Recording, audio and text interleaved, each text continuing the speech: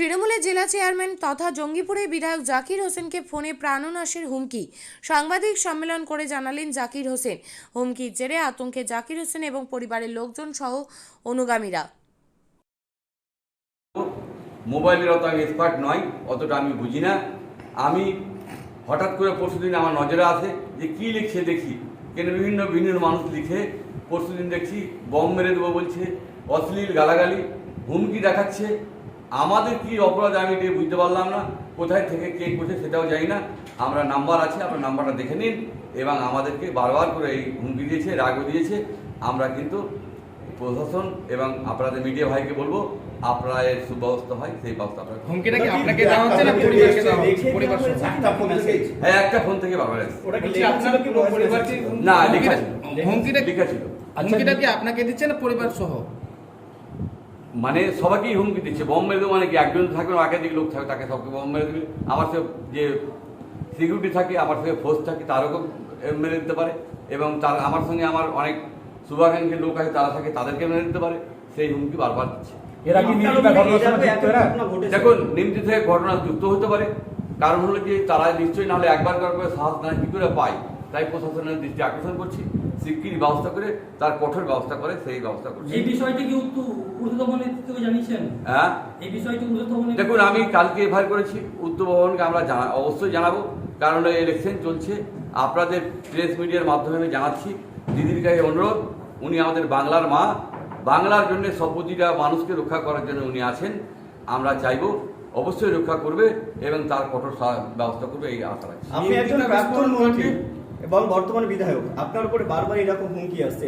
আপনি নিরাপত্তা নিয়ে বাংলার মুখ্যমন্ত্রীকে কি দাবি জানান? দেখুন, নিরাপত্তা যথেষ্ট দিয়েছে। কেউ খারাপ লোক আছে, খারাপ লোকের তার ব্যবস্থা করবে। আমরা চাই বাংলা শান্ত হয়ে চলার চেষ্টা করি। আপনারা জানেন, আমার এখানে আসলে যদি একজন গরিব মানুষ আছে, তবু তাদের সঙ্গে ভালো ব্যবহার করি, মা বলে ভাই বলে কথা বলি। এবং কেউ বলতে পারবে না করছে খারাপ আমি ব্যবহার আচরণ করি। কারণ আমার এটা শখ, বা এটা আমি জনসেবা করতে এসেছি, তাই জনসেবার মতো করি। কেউ বলতে পারবেন না যে আমি কোনো লোকের সঙ্গে খারাপ ব্যবহার করেছি এবং খারাপ ব্যবহার করার এই দমানোর চেষ্টা করছে। মাননীয় মুখ্যমন্ত্রীকে দমানোর চেষ্টা করছে, তার দলকে দমানোর চেষ্টা করছে, বিভিন্ন রকম হুমকি। তাই বিভিন্ন মানুষ বিভিন্নভাবে হুমকি দেওয়ার চেষ্টা করছে। বললাম যে কিছু দালাল আছে যে বলে ফ্যাক্টরি রেড করে দেবো, ফলস কেস করে দেবো, এগুলোও করছে। আমাদেরকে বিভিন্ন রকম মেন্টাল চেষ্টা করছে। এই যে যেটা এসছে সেটা ঝাড়খণ্ড এলাকা থেকেই আসছে বলে মনে করা হচ্ছে। এই ব্যাপারটা এই সম্বন্ধে দেখুন, কোথাকার আছে প্রশাসন বুঝবে। যে ঝাড়খণ্ডেরই হোক, বাংলাদেশেরই হোক, এবং অন্য রাজ্যের হোক, দুষ্কৃতির কোনো ইয়ে নেই। দুষ্কৃতির সাজা হওয়া উচিত। আমি মনে করি আপনারা মিডিয়া ভাইরা আছেন, আপনাদেরকে অনুরোধ যে আপনারা ভালো করে দেখুন আর দুষ্কৃতিতে দমন হয়েছে অবস্থা। তাদের উদ্দেশ্যটা কি? উদ্দেশ্য কি সেটা জানি না। মাননীয় মুখ্যমন্ত্রী দল করি, ভালোভাবে করি, এটাই মানুষের সহ্য হয় না। আমরা কোনো খারাপ কাজ করি না, আমরা খারাপকে সাপোর্টও করি না। মাননীয় মুখ্যমন্ত্রী যেমন সৎভাবে চলে, আমি সৎভাবে চেষ্টা করছি, কিন্তু মানুষের সৎে সহ্য হয় না। তাই সেগুলো তারা উদ্দেশ্যপূর্ণভাবে এগুলো আমার যা ব্যবসা খুশি করতে পারে সেটা আপনার ব্যাপার। হ্যাঁ, কিন্তু হুমকি, এই যে বোম মেরে দেবো, হ্যাঁ, এগুলো বলার মানে এগুলো তো কেউ বলার জায়গা নাই। এত বড় সাহস কি করে হচ্ছে দুষ্কৃতি? সেই দুষ্কৃতিকে দমন করতে হবে এবং আমাদের প্রশাসন দেখছে, অবশ্যই দমন হয়েছিল। দেখেন, আমি অ্যাকচুয়ালি আপনারা জানেন 2021 সালের 17 ফেব্রুয়ারি আমাকে স্টেশনে বম লাগে এবং আমার সঙ্গে 27 জন ইনজুরি হয়। তাদের আজ পর্যন্ত বিচার হয়নি এবং আমাকে আমার হোয়াটসঅ্যাপে মেসেজ দিয়ে বিভিন্ন রকম গালাগালি এবং বম মেরে দেবো সেই আমাকে হুমকি দিয়েছে। এবং আমরা চাইব, আমার ছুটি থানায় আমি এফআইআর করেছি, এই জিডি করেছি, জেনে আর পূর্ণাঙ্গ তদন্ত হয়ে তাদের প্রতি কঠোর ব্যবস্থা নেয়। আমি মাননীয় মুখ্যমন্ত্রীর দল করি, সেই কারণে আমাদেরকে এই হ্যারাস করার চেষ্টা করছে এবং কিছু দালাল আছে বিভিন্ন রকমভাবে হুমকি দিচ্ছে যে রেড করিয়ে দেবো, ফলস কেস করিয়ে দেবো। আমরা কিন্তু এই বিচারিতর ভিতরে আছি, কেন মাননীয় মুখ্যমন্ত্রীর দল করি বলে আমাদেরকে এই বমের হুমকি দিচ্ছে এবং অশ্লীল গালাগালি এবং যে কোনো প্রাণে মেরে দেওয়ার ভয় করছে। কেন আপনারা জানেন আমার 1 মাস পরে আবার অপারেশন হবে, আমি কম্বাটুর যাব, কারণ হলো যে আমার পুজ পড়ছে, এখনও পা নিয়ে হাঁটতে পারি না, এখনও আমার ঘা শুকায়নি। আবার আমাকে এই হুমকির সুরে বলেছে, হুমকি দিচ্ছে আমার হোয়াটসঅ্যাপে, একদিন না একাধিন। কারণ হলো দেখুন আমরা অত হোয়াটসঅ্যাপ দেখার টাইম পাই না, বেশ কিছুদিন ধরে দিচ্ছে। আমি 2 দিন আগে লক্ষ্য করে দেখলাম যে আমাকে প্রচুর গালাগালি এবং হুমকির সুরে আমাকে দিচ্ছে। আমি প্রশাসনকে বলেছি যেন কঠোর তার ব্যবস্থা করা হয় এবং কঠোর ব্যবস্থা নিয়ে যেন মাননীয় মুখ্যমন্ত্রী যে তার বদনাম করার চেষ্টা করছে এবং মাননীয় মুখ্যমন্ত্রীর যে আমরা দল করি সেই কারণে আমরাকে এই ফাঁসানোর চেষ্টা করছে এবং এই হুমকি দেওয়ার চেষ্টা করছে। আমরা চাইব প্রশাসন যেন তাদের কঠোর ব্যবস্থা নেয় এবং কিছু দালাল আমি বলেছি যে আমাদেরকে বিভিন্ন রকম রেড করিয়ে দেবো, ফলস কেস করিয়ে দেবো, এইগুলো বলছে। আমরা এই নিয়ে বিতৃষ্ণিত আছি। মানুষ এর ভালো কাজ করি, এই মানুষ সহ্য করতে পারছে না, তাই এগুলো মানুষ প্রতিঘাত করে মানুষকে ভয় দেখিয়ে আমাকে বিভিন্ন রকম হ্যারাস করা, মেন্টাল হ্যারাস করতে। কোথাকার কেউ করছে বলে দেখুন এটা আমার কাছে জানা নেই, প্রশাসনকে বলেছি, সেগুলো আমরা সমস্ত লিঙ্ক দিয়ে পাঠিয়েছি।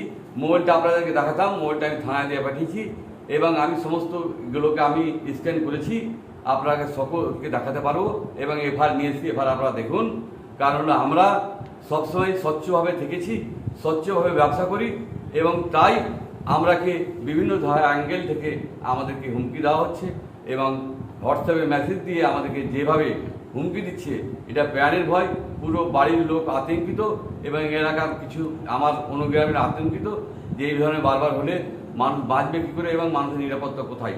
তাই আমরা প্রশাসনকে বলেছি তার কঠোর ব্যবস্থা যেন হয় এবং এই ব্যবস্থা আপনারা জানেন যে এখন আমি শুকাইনি, আবার আমি বলছি যে আমি আবার অপারেশনে যাব, কারণ আমার পুজ করছি এবং হাঁটতেও পারছি না। আমি আপনারা দেখেন যে আমি পা এক পায়ে চলতে পারি না এবং সেই কারণে আমি নিজে আতঙ্কিত আছি। আবার সেই ধরনের আতঙ্ক ছড়ার চেষ্টা করছে এবং বিভিন্ন রকম ভয় দেখার চেষ্টা করছে। আমরা এক সুব্যবস্থা চাই, মাননীয় মুখ্যমন্ত্রীকে অনুরোধ যে তার প্রশাসন গোটেটাই জেনে দেখে তার কঠোর ব্যবস্থা করে। কতদিন থেকে আপনাকে হুমকি দিচ্ছে? দেখুন আপনি কি জায়গা কিনতে চান? তাহলে আর চিন্তা নেই। 34 নম্বর জাতীয় সড়কের ধারে রায়গঞ্জের নট্টপাড়ায় ঠিক বিপরীতে নিউ উকিলপাড়ায় আজই সুলভ মূল্যে জায়গা কিনুন, গড়ে তুলুন নিজের স্বপ্নের ঘর। তাই আর অপেক্ষা না করে আজই চলে আসুন আমাদের এখানে, দেখে যান জায়গা। মন পছন্দের স্বপ্নের প্রাসাদ গড়ে তুলুন আপনার কেনা এই জায়গায়। তাই আজই যোগাযোগ করুন আমাদের সাথে। আমাদের ফোন নম্বর 8617827851, 6295828881, 8617033767। তাই আর দেরি নয়, আজই আসুন নিজের পছন্দের জায়গা কিনতে। বিয়ে হোক বা যে কোনো অনুষ্ঠান, ছেলেদের আধুনিক মানের পোশাকের বিপুল কালেকশন নিয়ে হাজির গোয়ালপুকুরের সরকার ড্রেসেস। ভালো ব্র্যান্ডের জামা কাপড় নিতে চান? তাহলে আর দেরি কিসের, এক্ষুনি চলে আসুন সরকার ড্রেসেসে। গোয়ালপুকুরের শাহাপুর বাজারে খুলে গেল সরকার ড্রেসেস। ব্র্যান্ডেড জিন্স প্যান্টে রয়েছে কালারের পুরো গ্যারেন্টি।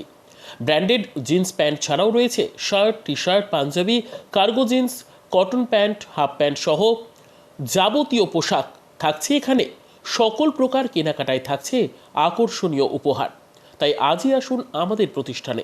আমাদের ঠিকানা সরকার ড্রেসেস, শাহাপুর বাজার, গোয়ালপুকুর, উত্তর দিনাজপুর।